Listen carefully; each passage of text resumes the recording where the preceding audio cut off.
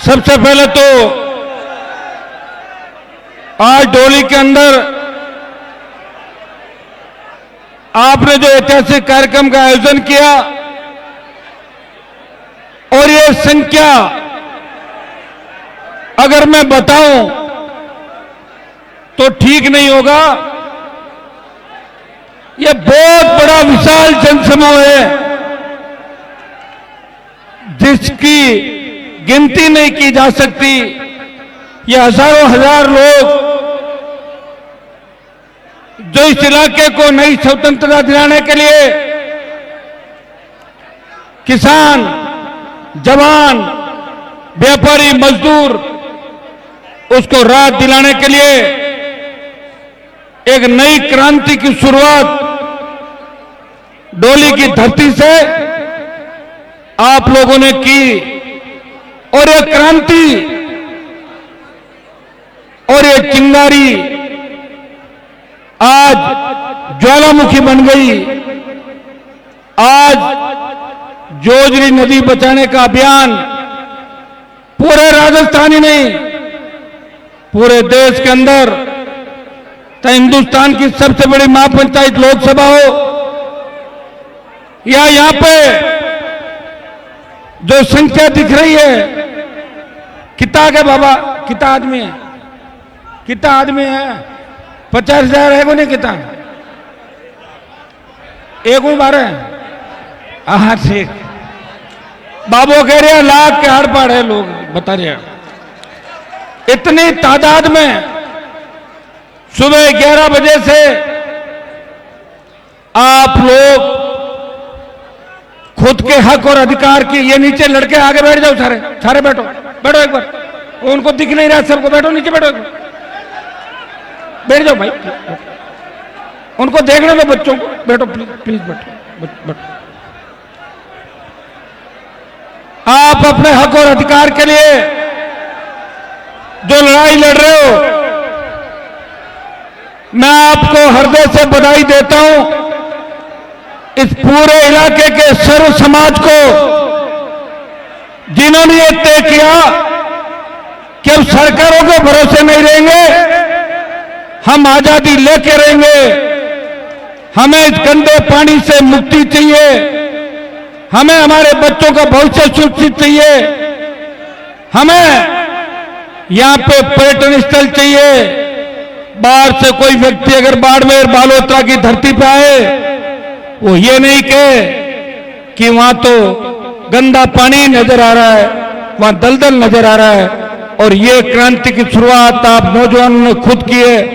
मैं बधाई देता हूं राष्ट्रीय लोकतांत्रिक पार्टी की पूरी टीम, छोटे भाई थान सिंह डोली और इन सबको कि मजबूती से इन्होंने लड़ाई लड़ी। भाइयों, कुछ जयकारों के साथ मैं मेरी बात शुरू करता हूं। बोले वीर तेजाजी महाराज की, बोले खेतेश्वर भगवान की, बोले ब्रह्मा जी भगवान की, जंबेश्वर भगवान की, राजा राम जी महाराज की, राम साहब पीर की। बाकी सारी थान सिंह बोल देगा, बच्ची हुई जय सारी, ठीक। यहां कुछ तेरे लिए तो छोड़ू, सारी मैं थोड़ी बोलूंगा। यहां उपस्थित मेड़ता की पूर्व विधायक इंदिरा बावरी जी, पूर्व सरपंच साहब भीमाराम जी, उमेश सिंह जी नारवा, उमेश सिंह जी सरवड़ी, भीमाराम जी भील सरपंच साहब, सदन सिंह जी डोली, पन्नाराम जी पूर्व सरपंच साहब, गोवर्धन सिंह जी अराबा, छोटे भाई थान सिंह डोली,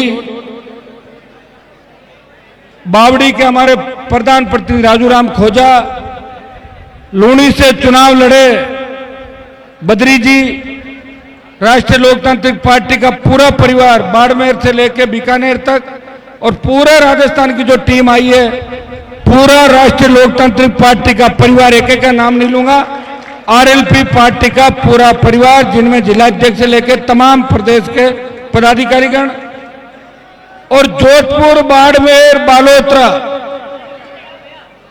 नागौर, डीडवाना, कुचामन, बीकानेर और आप फलोदी आसपास के इलाके से आए, पूरे राजस्थान के इलाके से आए हुए मेरे छोटे भाइयों और बड़ी संख्या में उपस्थित मातृशक्ति, माताओं, बहनों, प्यारे बच्चों, इसमें कोई दो राय नहीं। जब महिला शक्ति साथ में संघर्ष करने के लिए निकल जाती है तो बड़ी बड़ी सरकारें झुक जाती है। और महिलाओं ने कोई लड़ाई नहीं लड़ी। 1857 की क्रांति को याद करोगे तो झांसी की रानी लक्ष्मीबाई ने जो लड़ाई लड़ी थी उसे आज भी इतिहास याद करता है।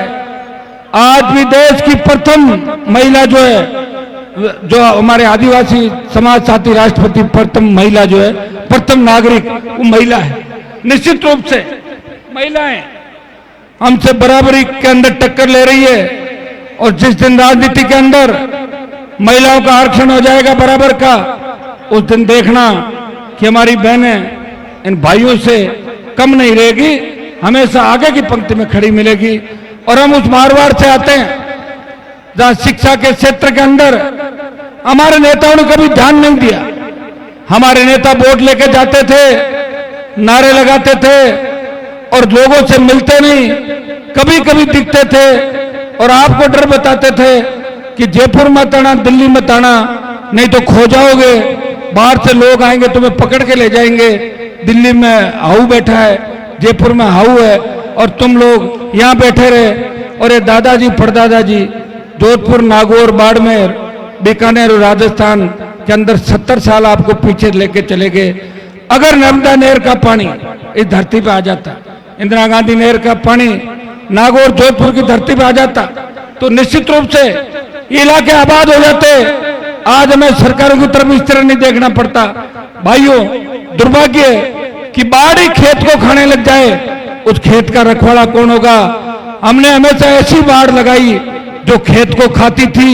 हमारे ही समाज के नेता हमारे ही समाजों को खाके खोखला कर रहे थे और हमारे लोग नारे लगाकर उनको वोट देके फिर विधानसभा और लोकसभा के अंदर भेजते थे। याद करो 50 साल पहले क्या था अपने पास, 60 साल पहले क्या था और 70 साल पहले तो कुछ भी नहीं था। और उसके लिए अगर कोई जिम्मेदार था तो यहाँ के नेता जिम्मेदार थे, जिन्होंने कभी भी सत्ता के दरवाजे तक आपको लेके नहीं गए। न आपको सचिवालय दिखाया, न आपको कलेक्ट्रेट दिखाया, न आपको लड़ना सिखाया, न धरना सिखाया, न लोकतांत्रिक व्यवस्था से संघर्ष सिखाया। सिर्फ और सिर्फ डर बताया कि पुलिस आ जाएगी, पुलिस पकड़ लेगी, थानेदार आ जाएगा, पटवारी ये कर देगा, तुम्हारी खातेदारी निरस्त कर देगा, ये हो जाएगा, वो हो जाएगा। और ये डर तुम्हें देके चले गए और वो खुद अपना काम करके चले गए।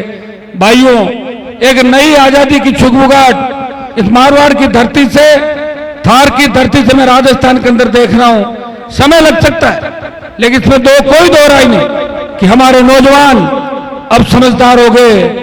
जातिवाद की आड़ के अंदर कुछ लोग थोती बातें करके, खोखली बातें करके वो कुछ समय के लिए राजनीति में आ सकते हैं, लेकिन जो धरातल पे लड़ेगा, जो रियल की राजनीति करेगा, उसी के राजस्थान के लोग साथ होंगे, उसी के मारवाड़ के लोग साथ होंगे। ये नौजवानों और किसानों ने मानस बना लिया। भाइयों, दुर्भाग्य इस बात का है कि 66 साल तक राजस्थान में कोई तीसरी पार्टी नहीं बनी। अगर तीसरी पार्टी बनी तो उसमें सबसे बड़ा योगदान बाड़मेर, जोधपुर और नागौर, बीकानेर, सीकर की उन रैलियों का था जिन्होंने सारे रिकॉर्ड तोड़ दिए।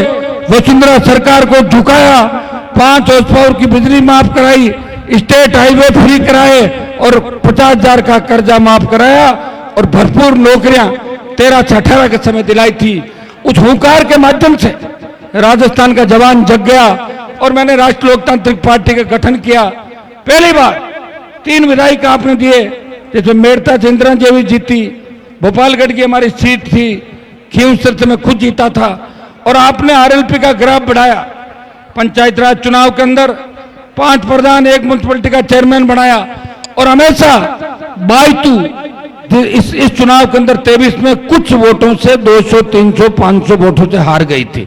बाड़मेर के अंदर भी आपने आरएलपी का झंडा हमेशा मजबूत किया, उसकी आवाज बुलंद की, और उसी का परिणाम है कि सीटें चाहे हमारे पास राजस्थान में 0 है, लेकिन सबसे बड़ी ताकत और एक आवाज पे लाखों लोगों के इकट्ठा होता है तो राष्ट्रीय लोकतांत्रिक पार्टी और हनुमान बेनीवाल की आवाज पे किसान, दलित, शोषित जवान अपने भाई की आवाज पे इकट्ठा होता है। उनको पता है कि राजस्थान के अंदर लड़ने वाला कोई बचा है जो हर व्यक्ति, आम आदमी, गरीब आदमी की बात करेगा। वो नागौर का सांसद सत्ता को ठोकर मार के मोदी अमित शाह से संघर्ष करके, गहलोत वसुंधरा भजनलाल से लड़के आपके लिए लड़ रहा है। उसने अपना पूरा जीवन त्याग और समर्पित करके किसान कौम के नाम कर दिया।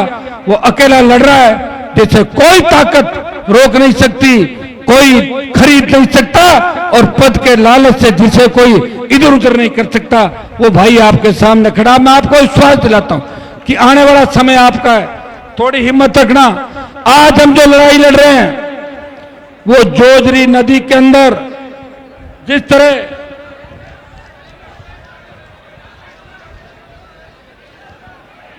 आपके सालावास, बोरानाडा, बासरी और भांडू, इन इलाकों का जो फैक्ट्रियों का रसायन युक्त पानी है वो इसके अंदर डाला जाता है, और जोजरी नदी के बाद जब ये नदी खत्म होती है उसके बाद पूरा पानी यहाँ के 60-70 गांवों के अंदर इस इलाके में फैला हुआ है। मैंने बहुत से वीडियो देखे, बच्चों को किस तरह मच्छर काटते बच्चे दिखाते, किस हालात के अंदर बच्चे रह रहे, किस हालात में हमारी माताएं बहनें, किस हालात में किसान, किस हालात में जवान, जो आजाद भारत में भी ऐसा महसूस करता है कि हम अभी आजाद नहीं है। यहाँ के बहुत से मंत्री हैं, जोधपुर के बहुत से मंत्री है, लूनी के मंत्री है, आसपास के इलाके के मंत्री है। अशोक गहलोत 3 बार मुख्यमंत्री जोधपुर की धरती से आते हैं। मुझे याद है कांग्रेस के पिछले शासन के अंदर कांग्रेसियों ने एक जुलूस निकाल के कमिश्नरेट तक मार्च किया था अपनी ही सरकार के खिलाफ। वो किसको बता रहे थे? अशोक गहलोत अगर चाहते तो 1 साल के अंदर समस्या का समाधान हो जाता, वसुंधरा चाहती है, भजनलाल चाहते तो 1 साल में समस्या का समाधान हो सकता था। लेकिन चाहेंगे कब? अपने मारवाड़ी में कहता है ना कि रोया बिना माँ बोबो कौन देवे ना। हाँ तो बस अब आपने ताकत दिखा दी। अब उनको लग गया कि 50,000 से ज्यादा तादाद में नौजवान किसान हुंकार भर रहा है, वो कमिश्नरेट को घेरने के लिए आ रहा है। डर गई भजनलाल की सरकार, डरी भजनलाल सरकार कहेगी कि अब हम इस काम को कराएंगे। हमने तो डीपीआर बना दिया, विधानसभा में सवाल लगा दिया, हम तो तैयार थे, मना किससे किया? अब ये बात बोले, क्यों बोलेंगे? क्योंकि यहाँ का जन जन इस बात को बोल रहा है कि अगर जोजरी की समस्या का समाधान नहीं हुआ तो दोनों पार्टियों की मतपेटियां खाली जाएगी इस इलाके से। ये आह्वान और ये प्रण आप लोगों ने लिया, यही प्रण लिया ना आपने, या भूल जाओगे दुख का समय? राजस्थान में एक बात है, नई बात 9 दिन और 10वें दिन दूसरी बात, वो तो नहीं करोगे। अब करते जाओगे तो फिर मैं तो बूढ़ा हो जाऊंगा बाद में। सुनो मेरी बात, अभी 28 की लड़ाई मजबूती से लड़ सकते हैं, और 28 में अगर आपने ताकत दी तो सत्ता में आपकी सीधी एंट्री हो जाएगी। और सत्ता में अगर आपकी एंट्री हो गई, आपको सड़क पर नहीं बैठना होगा, सरकार आपके घरों पे घूमेगी। बताओ साहब, कोई काम तो नहीं कॉलोनी के अंदर घूमती रहेगी। ऐसी सरकार आपको चाहिए, ऐसा सरकार का मुखिया चाहिए जिसकी आंख के इशारे से सिस्टम मिले। या तो भजनलाल जी है जो मोदी को श्रद्धांजलि दे देते 3-4 दिन से कि मैं मोदी जी को श्रद्धांजलि देता हूं, ऐसे व्यक्ति को मुख्यमंत्री बना दिया। आप बताइए कितना बड़ा दुर्भाग्य राजस्थान का। भजनलाल जी कहते हैं कांग्रेस के लोग रात को मेरे से मिलते हैं, तो रात को आपसे मिलने से क्या आपने माफ कर दिया उनको? कैसे माफ कर दिया? पेपर लीक की जो घटनाएं हुई राजस्थान के अंदर, जिस तरह फर्जी थानेदार बने 500 से ज्यादा, आरपीएच के मेंबर जेल के अंदर, नेता जेलों में, ईडी जेजेएम घोटाले के अंदर, रीट लेवल पोस्ट की अगर जांच कराओगे तो कांग्रेस के कई नेता जेल के अंदर मिलेंगे। भारतीय जनता पार्टी के कई नेता जेल में मिलेंगे। और तो और अशोक गहलोत की सुरक्षा करने वाले पीएसओ और उसका बेटा पेपर लेके आया, और वो पीएसओ मुख्यमंत्री जी का सबसे नजदीकी पीएसओ है, तो उंगली किधर उठती है? उधर उठती है। मैं तो हमेशा से ही कहता था कि दाल में काला नहीं, पूरी दाल ही काली राजस्थान के अंदर। ये बात मैंने हमेशा कही। भाइयों, ये कांग्रेस और भारतीय जनता पार्टी का जो गठजोड़ है राजस्थान में, आप लोग भूल जाते हो। एक बार वोट देते हो बीजेपी को, दोबारा देते हो कांग्रेस को। वैसे आरएलपी को भी आपने 22,000 वोट दिए, यहां पे दिए थे इस बार, लेकिन 22 से काम नहीं चलेगा। ये वोट बढ़ा के 70,000 की तरफ ले जाना होगा। ले जाओगे 70,000? ये लड़ाई एक जाति और समाज की नहीं है, ये सर्व समाज की लड़ाई है। राजस्थान की जेलें सुरक्षित नहीं, राजस्थान के आईसीयू के अंदर बच्चों के साथ बलात्कार हो रहे हैं, एम्बुलेंस में बलात्कार हो रहे हैं, हार्डकोर अपराधी पुलिस पे गोलियां चला के भाग जाते हैं, पुलिस के जवानों को वो शहीद कर देते हैं। भाइयों, प्रदेश के मुख्यमंत्री को आधी दर्जनवार जेल से धमकियां मिलती है, और भजनलाल जी उन धमकियों को नहीं रोक पा रहे हैं। यहां न कोई नेता सुरक्षित है, न कोई जनता, न हमारी बेटियां सुरक्षित है, न हमारी बहनें सुरक्षित है। इस देश के अंदर राजस्थान एक नंबर पे चला गया महिला अपराध, महिला उत्पीड़न के अंदर। इसके लिए कौन जिम्मेदार है? वसुंधरा और गहलोत। किसकी सरकार थी? गहलोत वसुंधरा की। पहले जातिवाद के नाम से वोट नहीं मांगे जाते थे। जब वसुंधरा आई, गहलोत आए, फिर वसुंधरा आई, फिर गहलोत आए, तो अलग अलग जातियों के नाम से वोट मांगे गए। कभी वसुंधरा ने कहा मैं जाट की बहू हूं, कभी कहा राजपूत की बेटी हूं, कभी कहा मैं मीणाओं की भांजी हूं, शेड्यूल कास्ट की भांजी हूं, मीणा की बुआ हूं, कहीं बावरी समाज की बहन बन गई, तो कहीं रेवारण बन गई, कहीं बंजारण, कहीं गुर्जर समाज। एक व्यक्ति इतने समाजों से कैसे संबंध रख सकता है? आप बताओ मुझे। नहीं है ना? फिर भी राजस्थान की जनता को ठगा, वोट लिए, और हमारे जैसे अगर नौजवान लड़ते नहीं तो वसुंधरा फिर सीएम हो जाती राजस्थान की। पता है आपको? लेकिन वसुंधरा को तो नहीं बनने दिया, लेकिन भजनलाल का अवतार हो गया। ये भी गलत हुआ राजस्थान के लिए, अच्छा नहीं हुआ, क्योंकि उनको कुछ भी पता नहीं, उनको कुछ भी पता नहीं। उनसे तो 5वीं में पढ़ने वाला बच्चा भी होशियार है। और कई बच्चों को हम कह देते हैं तुम भजनलाल जैसे हो, तो कह रहा है कि मुझे कुछ भी कह दो लेकिन मेरी तुलना भजनलाल से मत करो। बच्चे भी नाराज हो जाते हैं। तो भाई, ऐसा मुख्यमंत्री इस राजस्थान को देखने को मिलेगा, मैंने तो कभी सपने में नहीं सोचा। और बीजेपी के उन तमाम नेताओं को राजनीति छोड़नी चाहिए जो पोस्टर पे बड़ी बड़ी फोटो लगा के अपने आप को सीएम का दावेदार कह रहे थे। कहां गए वो सीएम के दावेदार? वो तो भजनलाल के घर पे बाहर खड़े रहते हैं टाइम मांगते हुए और ट्रांसफर पोस्टिंग के लिए। कितने बड़े अपमानित हो रहे हैं। कम से कम मैं अपमानित तो नहीं हो रहा हूं, मेरी बात तो खुले में कह रहा हूं। और भाइयों, मैं जब लड़ा सबसे, तो जब लड़ेगा तो तकलीफ तो पड़ेगी, सरकार से लड़ेंगे। तो मेरे पास कोई ईडी सीबीआई आने की जगह नहीं थी।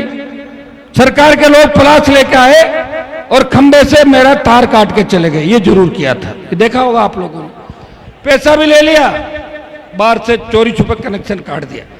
लेकिन मैंने भी सब मंत्री विधायकों के कनेक्शन वापस सही कराए, सारा पैसा जमा कराया, और मेरा कनेक्शन भजनलाल ने काटा है। मैं भजनलाल का कनेक्शन काट दूंगा, इतना विश्वास मैं आपको दिलाता हूं। आज तक तो समय जरूर लगा है, समय जरूर लगा है, लेकिन जीत हमारी हुई, क्योंकि हम एक से चले थे और लोग लाखों के साथ आए थे। हमारा सिंबल तो आपने तैयार किया, बोतल का चुनाव चिन्ह। उस बोतल को नौजवान लेकर चल रहा था राजस्थान में। मैं देख रहा था कि बाड़मेर के रेतीले धोरों में किस तरह छोटे बच्चे बोतल की झंडी लेके घूम रहे थे, आरएलपी जिंदाबाद, आरएलपी जिंदाबाद। वो वीडियो वायरल होते। तो बाड़मेर से धौलपुर और गंगानगर से डूंगरपुर एक व्यक्ति जो ने पैसा इकट्ठा कर रहा है, ने वो चंदा चपटा कर रहा है, ने किसी तरह का काम कर रहा है इलीगल, और वो पार्टी बनकर लड़ाई लड़ रहा है राजस्थान में उन माफियाओं के खिलाफ, उन बड़े मगरमच्छों के खिलाफ जिन्होंने 70 साल इस राजस्थान को लूटा। जो आपके सम्मान की लड़ाई लड़ रहा है।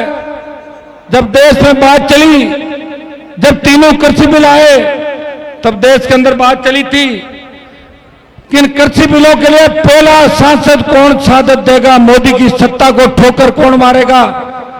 तब हरियाणा, यूपी और दिल्ली के किसान के बेटों ने शहादत दी थी। नागौर के सांसद ने किसान कौम के लिए मोदी की सत्ता को ठोकर मारी और आपके लिए सड़क पे बैठ गया। भाइयों, दुर्भाग्य से आप उस बात को समझ नहीं पाए। 23 में जो रिजल्ट आने चाहिए वो नहीं आए। जब सेना को ठेके पे दे दिया, एक व्यक्ति आपके लिए बोल रहा था अग्निवीर को समाप्त करो, और उसकी आवाज के अंदर इतना दम है कि 25% की जगह 50 और कुछ दिन में 75 और अग्निवीर को समाप्त करा दूंगा। यह मैं विश्वास आपको दिलाता हूं। पूर्व की बातें सेना भर्ती रैलियां, हमारी पहलवान बेटियों के साथ जो घटना हुई, उसमें भी देश में अगर पहला सांसद कोई जाके बात करता है, नागौर का सांसद। इस राजस्थान के सम्मान की लड़ाई, राजस्थान की जितनी भी परियोजनाएं दिल्ली में जो अटकी हुई है, अगर उनकी कोई बात करता है, वीर तेजाजी महाराज, राम साहब पीर के जयकारे के साथ तमाम वर्ग समाज का, चाहे मनोहर राजपुरोहित का मामला हो, कमलेश प्रजापति का मामला हो, चाहे लवली कंडारा का हो, चाहे दूसरे मामले हो, मैंने कभी जाति देकर लड़ाई नहीं लड़ी। प्रत्येक व्यक्ति को, प्रत्येक समाज को न्याय दिलाने की बात करी। विश्व